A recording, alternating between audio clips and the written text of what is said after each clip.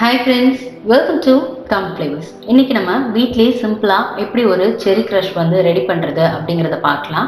இந்த செரி க்ரஷ் பார்த்தீங்கன்னா நம்ம கேக்ஸ் டெசர்ட்ஸ்க்கெலாம் யூஸ் பண்ணுவோம். ஸோ அதனால் வீட்டில் நீங்கள் ப்ரிப்பேர் பண்ணி ஸ்டோர் பண்ணி வச்சுக்கிட்டிங்கன்னா யூஸ் பண்ணுறதுக்கு ரொம்ப ஈஸியாக இருக்கும்.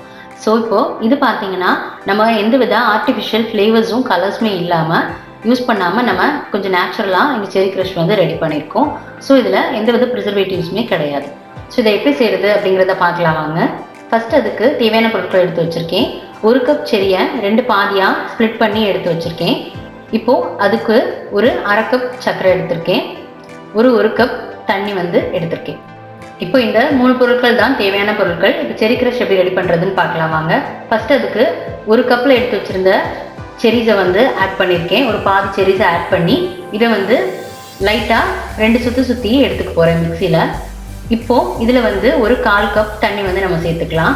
ஃபஸ்ட்டே தண்ணி சேர்த்துட்டிங்கன்னா செரிஸ் எல்லாம் அரைப்படாது. அதனால் நான் வந்து லைட்டாக ஒரு சுற்றி எடுத்துகிட்டு அதுக்கப்புறமா தண்ணி வந்து ஆட் பண்ணி நல்லா ஃபைனான பேஸ்ட்டாக அரைச்சி எடுத்துக்கிட்டேன். நீங்களும் இந்த மாதிரி ஃபைனான பேஸ்ட்டாக அரைச்சி எடுத்துக்கோங்க. இதில் எந்த சின்ன சின்ன துண்டுகளும் இல்லாமல் நல்லா ஃபைனான பேஸ்ட்டாக இந்த மாதிரி கிரைண்ட் பண்ணி எடுத்து வச்சுக்கோங்க. இப்போது இது ஒரு பார்ட் இருக்கட்டும். இப்போது மிச்சம் இருக்கிற இன்னொரு 1/2 கப் செரியை வந்து நம்ம சின்ன சின்னதாக சாப் பண்ணி எடுத்துக்கலாம். அதுக்கு நான் இந்த மாதிரி ஒரு வெஜிடபிள் சாப்பர் வந்து எடுத்திருக்கேன். ஸோ இதில் வந்து நம்ம ஈஸியாக இதை வந்து சாப் பண்ணி எடுத்துக்கலாம்.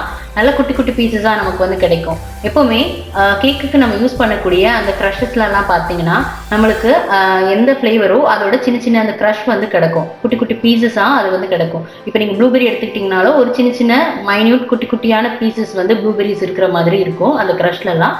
ஸோ அதனால் பாதியை வந்து நம்ம ஃபைனான பேஸ்ட்டாக கிரைண்ட் பண்ணி எடுத்து வச்சுக்கிட்டோம். மிச்சத்தை வந்து இந்த மாதிரி குட்டி குட்டி க்ரஷஸாக நம்ம வந்து சாப் பண்ணி எடுத்து வச்சுக்கலாம்.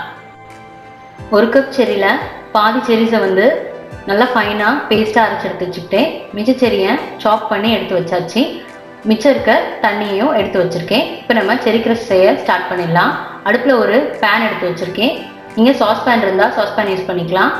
இப்போது நம்ம ஃப்ளேமை வந்து லோவில் வச்சுட்டு நம்ம அரைச்சி வச்சுருக்க அந்த செரி பேஸ்ட்டை வந்து ஆட் பண்ணிக்கலாம். இப்போ நம்ம இது கூட நம்ம சாப் பண்ணி வச்சுருக்க ஒரு 1/2 கப் செரிஸை வந்து ஆட் பண்ணிக்கலாம். இப்போ இதில் நம்ம எடுத்து வச்சுருக்க ஒரு 1/2 கப் சர்க்கரையை சேர்த்துக்கலாம். ஃபஸ்ட்டு இது 3ஐயும் சேர்த்துட்டு நம்ம நல்லா கலந்து விட்டுறணும். நல்லா கலந்து விட்டுட்டு அந்த மிதமான சூட்லேயே வச்சு நல்லா கிளறி விட்டுக்கோங்க. இந்த சர்க்கரை கொஞ்சம் கொஞ்சமாக மெல்ட் ஆகி வரும். ஒரு 2 நிமிஷம் இந்த மாதிரி நல்லா கலந்து விட்டுக்கோங்க. கலந்து விட்டுட்டு மீதி இருக்கக்கூடிய 3/4 கப் தண்ணியை வந்து நம்ம சேர்த்துக்கலாம். தண்ணி ரொம்ப அதிகமாக சேர்த்துறாதீங்க. இதுதான் அளவு. 1 கப் ட்ரை செரிஸ்க்கு 1 கப் தண்ணி சேர்த்தா போதுமானதாக இருக்கும். இது நல்லா லோ ஃப்ளேமில் வச்சு நீங்கள் மிக்ஸ் பண்ணி விட்டுட்டே இருங்க.